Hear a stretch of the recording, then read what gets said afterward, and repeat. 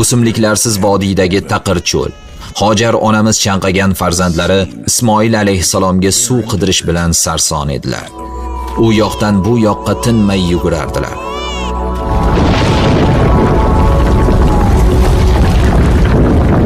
Shu payt Allohning fazli ila yerdan buloq otilib chiqa boshladi. Hojar onamiz oqib chiqayotgan bu suvni qo'llar bilan to'xtatishga harakat qildilar. Ammo harchand urinsalar ham buni uddalay olmadilar va Zamzam, to'xta deb aytardilar. Jabroil alayhisalom yerga bosdi qadam. Cho'l u sahrodan otildi suv shuvdan. Hammasidan ham ziyoda bu abadiy qoluvchi mo'jiza. Qadimgi an'analarni qaytarish bu bir adolat. Bunday musaffo suvni ichib ko'rsatingchi sadoqat. Tana va ruh uchun shifo. Mehribon Alloh o'z rahmatin qildi ato.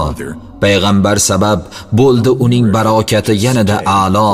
U zotning muborak lablari tekkan, ko'ksilari yuvilgan muborak bir suv. Taqvodorlarga ilohiy in'om. Aslo tugamas bu bitmas bu obi Zamzam. Ochlikni his qildingmi?